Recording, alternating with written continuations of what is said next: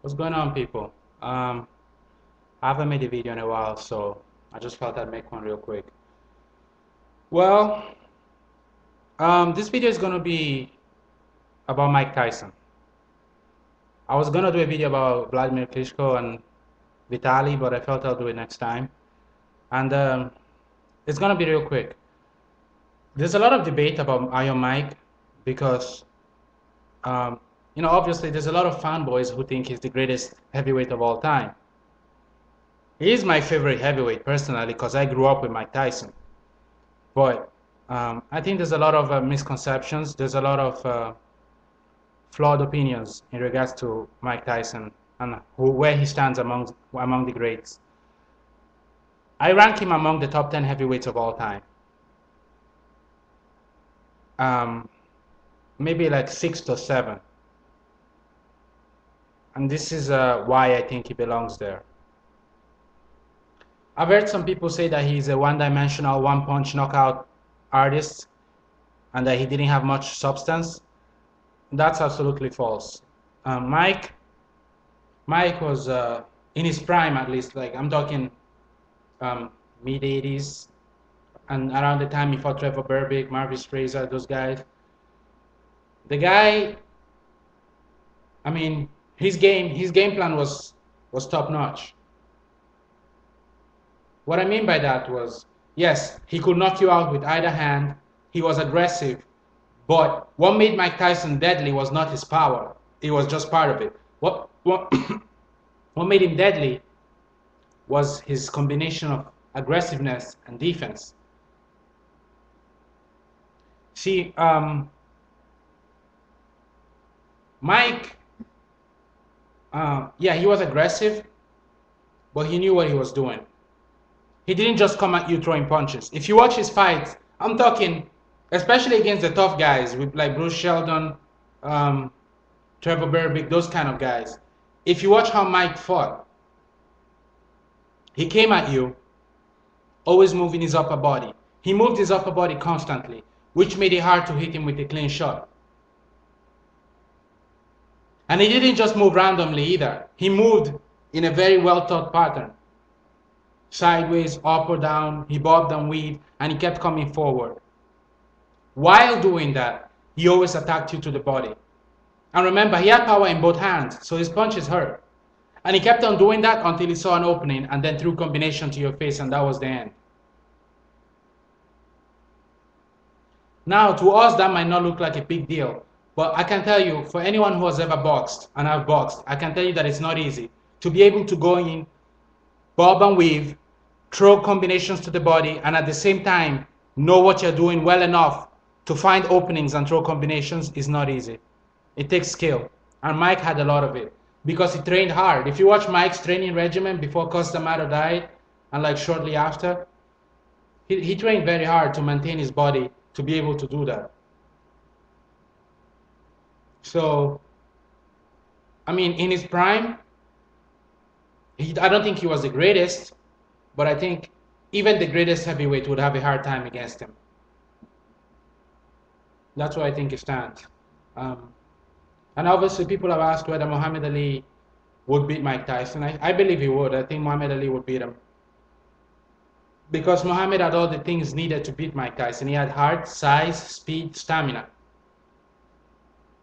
and a fast jab. You have those things, you can take Mike. If you're not afraid of Mike Tyson, and you have more stamina, and you can endure Mike's aggressiveness, you can beat him. And Ali had all of that in abundance in his prime, so it wouldn't be easy because Mike was a very vicious and aggressive fighter. You had to endure a lot of punishment in order to survive it. But if you had the tools needed to get him, you'll get him, because Mike was not used to people standing up to him. He felt intimidated if you fought back. That's what happened with Holyfield and some of the other guys. Although in his prime, he was smarter. He was a lot smarter in his prime than later on. So usually he didn't lose control. He kept on doing his thing, and he usually won by decision, if anything. If he didn't knock you out, he always outpunched you, because he was that aggressive and that fast. But someone like Muhammad Ali would be able to dance around him, keep him away with the jab, throw in the occasional combination and frustrate him. And then when Mike got tired in the mid rounds and later on, Ali would have simply mounted a comeback. So I think Mike belongs in the top 10. He fought a lot of tomato cans, but who hasn't? People rank Rocky Marciano in the top 10. I don't think he belongs in the top 10. Yeah, Rocky Marciano was undefeated, but who did he beat? Joe Louis was old. Ezra Charles was old. Archie Moore was old. What's the name of that? Jersey Joe Walcott was old. All the people Rocky Marciano beat, all the legends that Rocky Marciano beat were well past their prime. And the division in the 50s looked even worse than the heavyweight division now. I mean, Rocky Marciano fought taxi drivers. I'm not kidding, he fought taxi drivers. The only prime fighters that were worthy of note in the time frame that he fought were Roland Lastards and Kid Matthews. And those guys, I mean, come on, do you even know who they are? No. Yet people always say, oh, Rocky Marciano this, Rocky Marciano that, and they bash Mike Tyson. Mike Tyson fought some very hard heavyweight. I mean, Mike Tyson beat everyone in the 80s. You don't become undisputed heavyweight champion without paying your dues, no matter what you want to believe. Mike unified the belt by himself. And he beat every single champion, WBA, WBC, and IBF, to unify that title. And he held on to that title dominantly. So you can say what you want, but any fighter that could do that is great. Because look at the division now. Who truly unified the heavyweight title after Mike Tyson? No one. People that won the unified title won it from Mike or the person that beat Mike. But no one actually went out from scratch and unified the title the way Mike Tyson did it and dominated while doing so. In the mid-80s, mid to late 80s, it was just Mike Tyson, there was nobody else. Nobody in the division could beat him at the time. Take it from me. His skills deteriorated after he fired Rooney and he didn't train as much as he was supposed to. And he lost to Buster Douglas because of that. And he started going for the knockout and relied on his opponent's fear. But in his prime, when he actually thought about his skills and fought with finesse as well as aggressiveness, he was one of the best. And you could see it. So, where do I rank Mike? 7th, 6th. There's not too many heavyweights that could beat Mike Tyson in his prime that I'm sure could beat him. Muhammad Ali, maybe Larry Holmes by decision, Lennox Lewis, what's the name?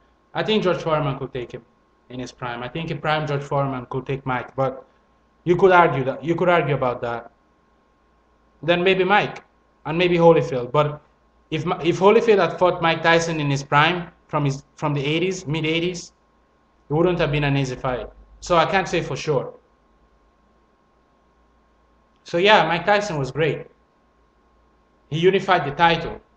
He beat everyone who was someone in the heavyweight division in the mid 80s. And I mean everyone. Anyone that mattered, Mike Tyson massacred. He didn't just beat them, he massacred.